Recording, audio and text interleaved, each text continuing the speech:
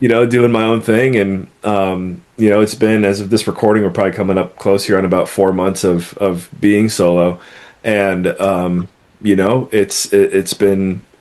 it's had its ups and downs already for sure. But I'd say, right now is this moment that we're talking, going very well. And I'm just very grateful for that. So, a little bit about what I'm doing. You introduced me as a little like a capital markets guy here. I mean, one thing that I noticed and looking back on my exit of Raisemasters, I didn't even really feel like what I was doing was timing the market. But now that I'm out here, I'm like, man, I think I actually timed the market very well, which is, as we all know, like raising in retail and LP capital hasn't been this hard. I think there's a stat I saw the other day that like literally it has not been this difficult since '08. And so what that has done has kind of opened up the attention to an interest in institutional capital. Or welcome to the Yacht Captain Investor Podcast. I'm your host, Scott Kidd, where every week we dive deep into conversations with real estate pros, business owners, and maritime professionals about their mindset and journey to success. Please help support us on our journey and our channel by liking, subscribing, and commenting below so we can help you in your journey to success. How you doing today? Scott Kidd, the Yacht Captain Investor Podcast. I have a good friend of mine here, Adam Carswell, where we met first.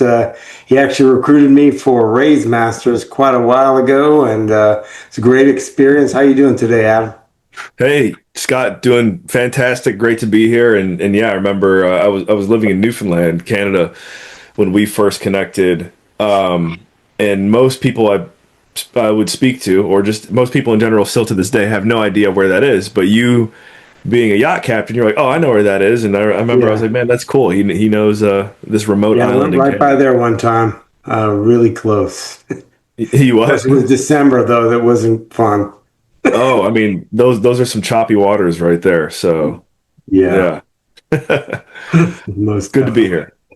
Yeah, thanks, man. And I know you got a lot of different things going on these days. And tell us, I know you've recently gone out on your own. You were at Raisemasters for quite some time. A great organization. Great. I enjoyed and learned a lot. Met a lot of great people, including yourself. Thank you. Tell us a little bit about what you're transitioning into and how you came to move ahead here on your own capital market venture here. Yeah. Well, yeah, I mean, the last, call it 7 years or so with Hunter and Raisemasters and, to a very large degree, kind of being employee number one over there. It was a bittersweet moment, but I think it was one that, first of all, I got to give so much credit to Hunter and Chrissy and the team over there. And I just feel like the way that I went, I'm happy the way that I went out, but they treated me so well on the way out too. And, I think there's certainly scenarios in business where someone like me wants to leave and things don't go the way everyone wants them to. And I just have so much respect for Hunter and the team and everyone that has been a part of my journey up until this point. And, for those who know both of us, I would say it couldn't have been a better exit. And now, I'm out here, as I say, in the wild world of the Wild West, entrepreneurship, doing my own thing. And, it's been, as of this recording, we're probably coming up close here on about 4 months of being solo. And, it's had its ups and downs already for sure. But I'd say, right now is this moment that we're talking, going very well. And I'm just very grateful for that. So, a little bit about what I'm doing. You introduced me as a capital markets guy here. I mean, one thing that I noticed and looking back on my exit of Raisemasters, I didn't even really feel like what I was doing was timing the market. But now that I'm out here, I'm like, man, I think I actually timed the market very well, which is, as we all know, like raising in retail and LP capital hasn't been this hard. I think there's a stat I saw the other day that like literally it has not been this difficult since '08. And so what that has done has kind of opened up the attention to an interest in institutional capital or ultra high net worth, we'll call it 7, 8, 9-figure check writers. I had a relationship that began during my time in Raisemasters that I had no idea was going to take me to where it is now.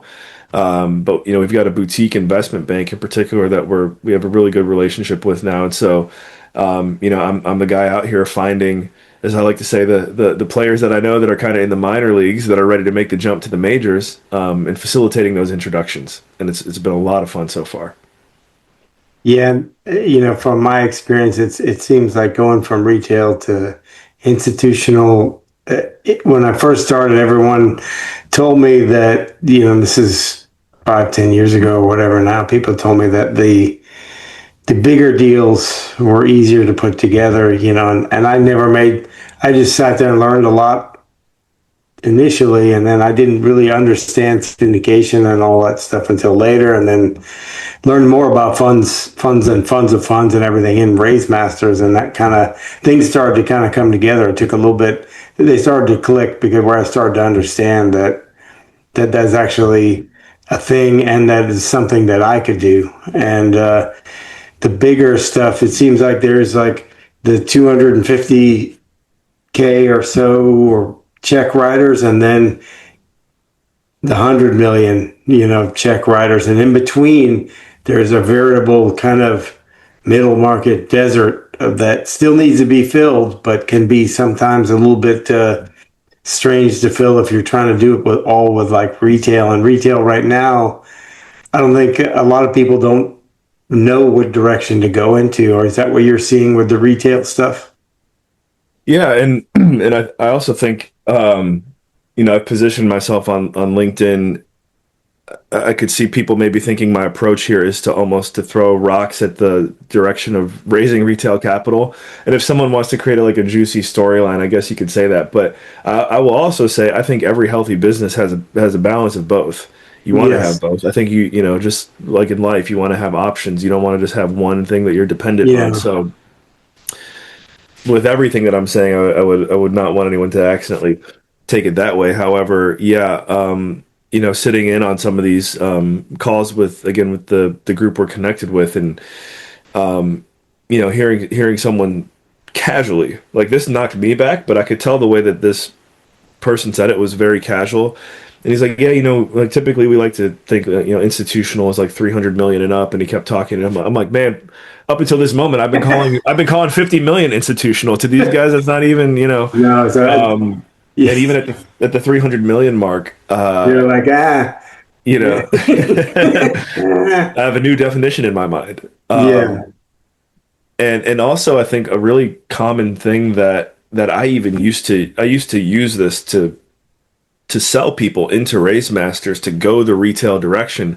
If they told me they were going to go to a family office or whatever for capital, I would hit them with the punchline or whatever. I would say, "Oh, so you're going to go sell your soul to the devil," and that would work as a great closing line to get people to come so into Raise.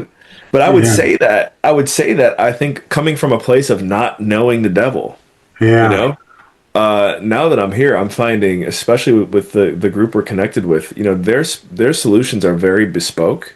yeah, They want to work with highly motivated sponsors, and the control rights thing is something that comes up all the time, and I see that get hammered down more than I would have ever thought was the reality, even 6 months ago. So mhm. because of that, that's one piece I think playing into what I'm saying. Having a lot of fun with it is because I just kind of feel like we found this golden connection that at least knocks a lot of limiting beliefs down, from what I've been told, and I think what a lot of sponsors and operators believe to be true as well. Yeah. I would say the same thing is that it's all kind of relative, and I always thought that, in my mind, when I found out about, when I got into Raise Masters, I was like, well, why don't, instead of getting like a whole bunch of small people, like, not small people, that's the wrong word, but like smaller investors and stuff, why wouldn't I just get a few funds of funds, and, and then maybe some institutional money, and that way it actually would add more credibility to what I was doing. And it seemed to kind of come together a little better. I started to see more funds of funds groups and stuff like that. They're investing together and stuff like it. Connected Capital, and there's a few other ones where they all put a few. I think Tim Maya has a whole bunch of funds and stuff like that as well. And I saw more of that, and then I kind of morphed into, well, because I had a friend, how it came together is he have a friend that he like buys and flips land to developers, and he was doing very well. He was doing six figures a month, multiple deals, just flipping land, entitling it, selling. And I said, how did you manage that? And he said, well, I have a really good marketing team. And what I do is I went to all the developers, asked them exactly what they wanted, and I just went and found it. And I said, well, okay. So let me just think about this better. Let me find some developers or the bigger guys, like, what do you need? And then find, work on the capital guys. What are you looking for? And then just put those people together. And that's how I ended up now working with this development team through a friend of mine. He's always been telling me about development, and it seemed like, some people think it's risky, but some people think everything is risky. I think flipping homes is risky. I think certain stocks are risky, and other things as well. But that point being is that, you can really put together things a little easier when you're talking about the 300 million or the 100 million plus, because someone's probably going to take up, a certain amount of that's going to be debt, and then probably 80% of that equity is probably going to come from that same person. They're going to want the sponsor to put up that other 20%. But if it's a seasoned sponsor, they're going to have that already in the deal with a combination of land and everything else. And so you might only have a few people in there, and that has its issues as well, but you're generally only speaking with a few people. Yeah. Yeah. And you made me think of another kind of mind blowing moment that I'll never forget. As we've made introductions, to this group now, which is, and, I guess we're recording this end of January, early February, 2026. We've been cultivating this relationship, I'd say, for no more than the last 3 months. And I preface this all so that way, no one takes it as me saying, take this to the bank. But I just found it so fascinating, which is the investment banker, who was piecing this deal together, says to my client, look, if you're working with a group, if you are working with an investment bank and they start telling you that they're going to have multiple investors in a deal, and I might get this wrong, but I'm pretty sure he was saying, especially if the deal is less than 300 million, he's like, look, more than one investor in the deal under 300 million is too much. So if someone's telling you that they're going to have 2, 3, 4 deals for something, under 300 million, you should really consider who you're working with, because that's not how you do this. And I was like, man, I would have never known that until now. Yeah, because you from the outside, you just think, well, okay, 3, 4 people, that's usually less than, like a $10 million deal. You might have 20, check writers that, did 50 to 100,000, or maybe 200,000, right, yeah, what have you. So it would seem quite normal, but 3, 4, that would make sense, because they probably have a certain basket of people. What I've realized dealing with a lot of these guys is that they have like a core group of people, and they don't do the one-off deals. They're like, okay, I'm working with Adam. Me and him go back 5-10 years. We've been doing deals, and we got 5 more behind, and that's what has given me an advantage of like the track record of the developer that we're working with.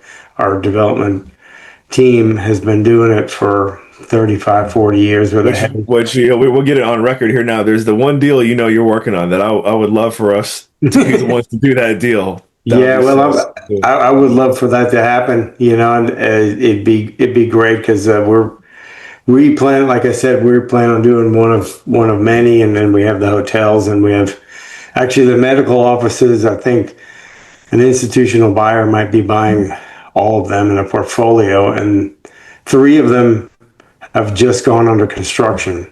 So, and they're buying at the projected exit cap. That was their offer. So, I mean, don't quote me on numbers or anything, but there's more of those. This particular group wants to do 5 of those a year. So, And our plan with that is to go into multiple areas, Dallas, Florida. We're really area agnostic with that. That really just depends on the surgical team and the pre-leasing of the place, provided the demand is there. But yeah, that would be great. I mean, we'd love to just keep moving ahead and just keep developing and just develop a system to where we can just keep turning over these things, you know? Yeah, yeah. Well, I mean, I can't remember who. I think I was talking to Cam the other day, and I'm Yeah. like, man, I was just like, and for anyone who's listening, go back. I don't know how many episodes and check out Cam. I still don't know how Yeah. to say his last name. Yeah, yeah, I don't look. Yeah, I told him that, and I screwed up his name, Cam but Ivan. Ivan, yeah, yeah, yeah. I don't even. I'm gonna try. He he bought an island in Lake Superior. That's the episode. But no, I was just talking to him about you, Scott, because he's a good friend of mine, and we're like, man, we just maybe similar to how you introduced me. I'm like, we don't know how Scott gets it all done because we know he's busy. He's on the boat all the I time don't need too. to. I don't sleep much, and that's something I'm working on. But we're getting it done. It just gets there, like what you're doing and everybody else doing. You just keep moving ahead, keep making those small actions to make those big successes. And I think keep it's easier said than done, but keep talking to good people. Keep putting yeah, yourself in a position to meet good people. I mean, you do such a good job about that. You were talking about networking earlier. I'll have to get to one of your events too, by the way. But yeah. Well, now you're always more than welcome. I've actually started to this year kind of take a few things off of my plate or whatever because like things that are not necessarily not working, but like optimizing stuff and like focusing on the quality of the events. Like the event that I went to, Legacy Builders. It's probably my favorite event. I went last year. I got invited last year and got invited to come back this year, and they're very strategic and very, I guess, conscious of who they invite. They keep it a small group of, I think it's about 100 or under, and there's no big egos in the room, but yet I don't know how many billions or trillions or whatever was in the room, but they were all like very approachable, very nice people, and that's kind of and no one really talked about, was pitching anything or anything. They were just kind of pretty easy going. That's how our meetups are, and that's kind of how I like to get to know the people before we, do anything. Because if you and I don't get along, probably we shouldn't do a deal together. right, Yeah, right, yeah. There is something about I don't know what you call it, the gut instinct yeah, that should not be overlooked. yeah, And again, it's one of those. It's easier preached and said than done. I'm sure we all we all have yeah. those moments where we knew we should have trusted our gut, but Yeah, we've all done deals where we think, well, it's probably when you say this will probably be fine. Yeah, right. that's when you know you're sunk because there's those new studies that say the gut's like the second brain. Well, if you start getting knotted up in your stomach, there's a reason why, and a lot of times, it's a fine line of jumping, leap of faith or a leap of death. Yeah, that is another one that there's no I don't know what the science to that the leap of faith is No, because if I mean I know so many people who never take that as well. yeah. The way I look at it is I got to take some risks. A lot of these things that both of us are doing now, I didn't know about 5, 10 years ago. I didn't know these things existed. I didn't know I could do it. And I figure it's my duty to do it and to show other people that they can do it too. They don't have to do what I do, but maybe there's their leap of faith that they need to do, and they see me doing it. Because I know there's been times where I saw other people doing something, and I'm like, well, they're doing it, so I Yeah, can too. And hats off to you for taking the step. I mean, I know you were pretty well ingrained as a fixture of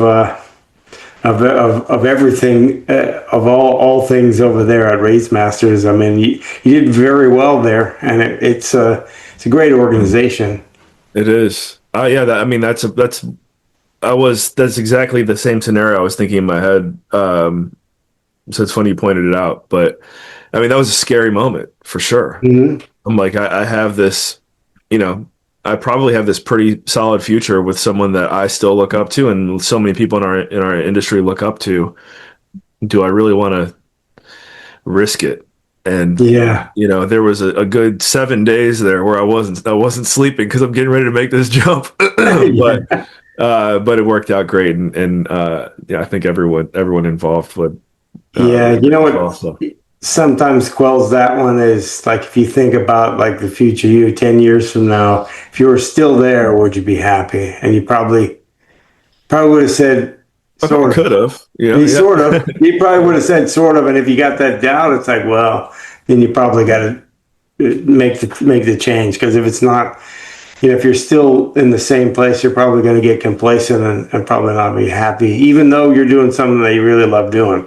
Well, actually, yeah, complacency is a crazy factor that I was not even seeing or anticipating. But it's to me, it's I'm looking at my own output on social media and podcasting. It's another thing I'm doing is like for anyone interested in I would just call it AI powered solutions. I know everyone in the world has one, so again, take this with a grain of salt, but. I do think that what I'm working on in the AI space right now would be of interest to every single person listening. But going back to making the jump, I actually can't even remember what the point I was going to make now because I am that passionate about what I'm doing with AI too. But can you help me remember what were we saying there about You making? were talking about the AI Oh, podcast. complacency. Yeah, complacency, yes. I haven't, I haven't really done much on LinkedIn in years, and why is that? Is because I kind of had all my needs met. Why do I need to go, expand my network? And then Yeah, once I'm yeah. like doing my own thing, I'm like, dang, I need to get going again.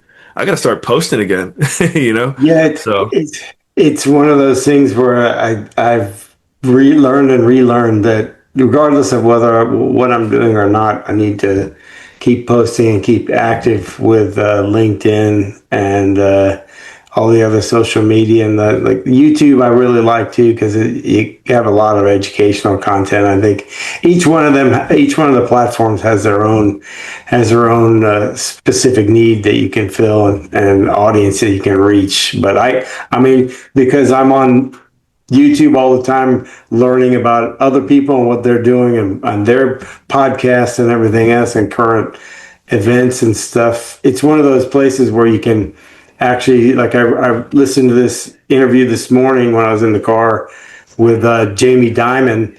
He's talking about world events and stuff like that. And I'm like, you really can't get that on the news. You know what I mean? yeah, yeah, yeah, that's true. Jamie Dimon, controversial figure, but I guess Yeah, but you can always learn something from everyone. yeah, I mean, everybody's a controversial figure now. I mean, you yeah, are, me I too. am. Yeah.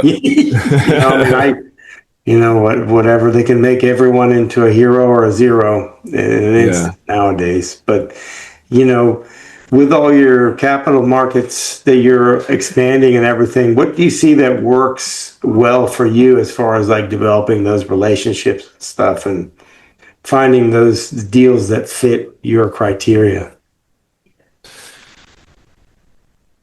Let me think how to the best way to go about this. I think what I know what the answer is. In this, man, it's crazy how much I feel like I've learned from this relationship I keep referring to because this is the other thing they said at a family office event that they were at recently. But the overwhelming theme of that conference, and this was Q4 2025, so I would think most institutional level capital is still saying the same thing.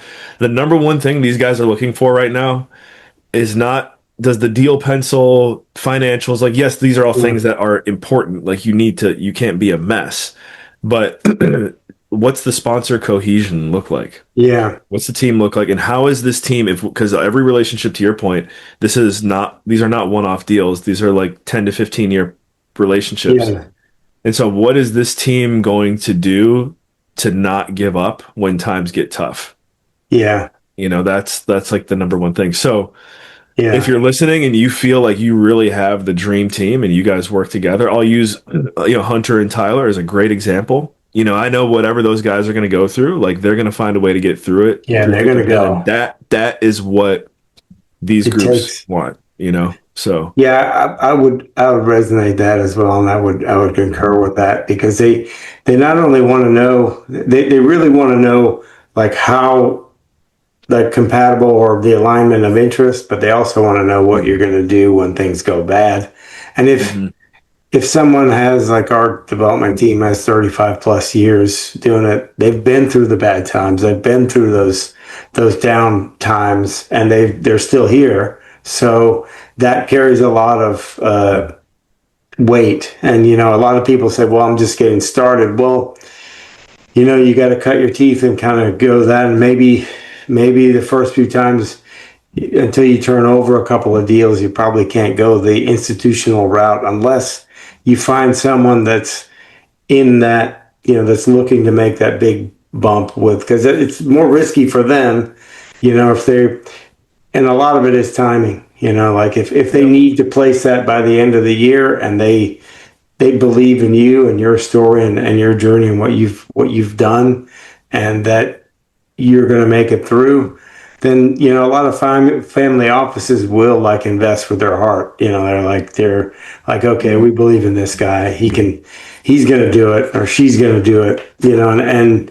But I think you find it less prevalent. I think than with the investment banks and stuff. They have some pretty stringent guidelines, and if you don't make it, that's what you have to make first, and then the relationship is important, because if you're tough to work with, they're just not going to deal with you. Yep. So yeah, I mean, for anyone listening right now, if you're a sponsor operator, and are looking to do, I'd say 25 to 100 million worth of deals, or that's what you have in the pipeline right now. Obviously, as I joked earlier on this conversation, if you're looking at 300 million to 600 million of deals this year Yeah, as well, feel that's free to good reach out. too. But I guess I just want to meet listeners where they're at. So yeah, if that's what your 2026 and call it 2027 look like, then would love to begin a conversation with you. Yeah, that's great, because that's where, as we've discussed, that's where a lot of our deals are sitting. 20 to 40 million, and then our hotel deals are going to be more than that. They're probably about 85, 90 million each. But they're Well, on yeah, the. I know you and I we're talking. We're Yeah, working on we'll this keep pretty talking. closely. We're going to be talking for a long time. That's right. That's right. Hopefully we'll be doing at some point, seeing how, because we're pretty close. We're closing on the land here in, I think, March. Another partner is coming in, so we'll be good on that. And once that's squared away, we'll be refreshing on looking at what the next steps are, because it'll all come together a lot easier once the land's closed on. We are looking for other strategic partners that have land and that want to partner and stuff like that as Okay. well. So Keep that in mind. if you hear of anyone, keeps in mind, and for parcels that we can do multifamily hotels, those kind of things, and those kind of relationships are, because this more than ever with the AI and everything else and tech and and social media, the in-person events become more and more important. Yep. Oh, which I'll be at BEC 2026. So if you're listening to this before middle of February, if we're even, I don't even know if it's gonna be live before then, but if you are, come find me at Maybe, BEC. maybe. And I'll if get not, with we'll be you. there next year. Yeah, yeah. BEC. Okay. Which one is that one? Where's that one? Salt Lake City, February 18th through the 20th. I would consider it, as far as the people that we know, Scott. Oh, Kind of best like ever. the Yeah, best ever conference. That's right. yeah, It's yeah. it's always, But as far as real estate, it's one of the big ones. yeah, I think it's most appropriate. Yeah, there's some people I don't think it's a good fit for, depending on what you're looking to accomplish. But if you're looking to meet fund managers for your deals, I would say that's got to be a top one right now for sure. Maybe number one. So Yeah, because it seems like a lot of GP sponsors have gone the fund yeah, route as well, because I think it makes it a little more compliant, a little more stringent, and they can just keep raising for whether it be a blind pool fund, a fund of funds, or an SPV or something. It seems to be like that's a good fit for a lot of different groups, and it can kind of separate. Well, that's the capital arm. This is the GP arm. So it kind of probably, but I'm no attorney, so don't take my Yeah. advice. Yeah. Nor is Adam. Same. We're not Same. financial advisors. We are not. We're not accountants. We're Astronauts. just we're just two guys talking. Exactly. Love that. We need to get the disclaimer in there. Yeah, this is purely for educational purposes. If you want to be educated by two guys talking. Exactly. Yeah, so no, you know how it is. You got to throw it in there somewhere. But Yeah. so what's you went through a little bit about what you guys are looking for, and what do you think is going to be the sweet spot with you guys? Yeah. And I apologize here too because I have to take off. So this will be probably a good way to go. Well, I'll say two things. One gold mine I feel we've stumbled upon recently, which I wasn't even expecting, is we've started building some relationships in the mining sector and natural resources. Mm, We're our approach and our contacts are asset class agnostic, and we met some really solid contacts at a mining event that we went to just earlier this really? week. So I have no idea if that's going to end up being a sweet spot, but it just really caught me off guard as far as some unseen potential. And then as far as the commercial real estate space, I find that shovel-ready developers, again, whether you're building, call it 10 million on the low end, as far as deals that I've actively worked on or I'm working on right now, 300 million is the largest, and that was actually for a group that's acquiring multifamily. So, I mean, it could be either way, but I feel development seems to be the most straightforward because once the land is Yeah, owned, yeah, then easy. we can get after it. So, yeah, call it 25 to 100 million development projects where you're shovel ready. That would be a great time to reach out, but also don't wait. Feel free to reach out right Yeah, now. yeah, because we're finding that that's what we're, like I said, we're looking for more strategic land partners and stuff, co-development and stuff. Where if somebody has the land and right now they have multiple projects and they don't have the bandwidth, they kind of want to bring another partner in to potentially sign on the loan or help develop, put everything else together. We're good with that because then we can also bring in our capital guys or what have you, bring whatever they need. And we're flexible on structure because I think that's the only way you're going to be able to get things done. If you try to do it all yourself, and it can end up getting, you can push yourself out of certain options and stuff like that. Yeah, yeah, you can. Um, Yeah, cool, man. Well, I know you got to jump off here, but appreciate you coming on. For those that want to find you, what's the best way for them to reach out for Adam Carswell? LinkedIn, baby. Find me Uh, on LinkedIn. You go to my website, carswell.io. It's basically just my face in a bio, but it also has a link to my there's a link to my music too. I'm oh, that's right, I make electronic DJ. music. So, that's how we keep life exciting for sure. Cool, cool. Well, thank you so much for coming on. I know we'll have you on again soon and talk about your podcast AI because I think that would be very intriguing to explain to everyone. But thanks again. This is Scott Kidd, the Yacht Captain Investor Podcast. Just a reminder that the best investment you can make is the one you make in yourself. So invest wisely in yourself, and we'll see you guys next time.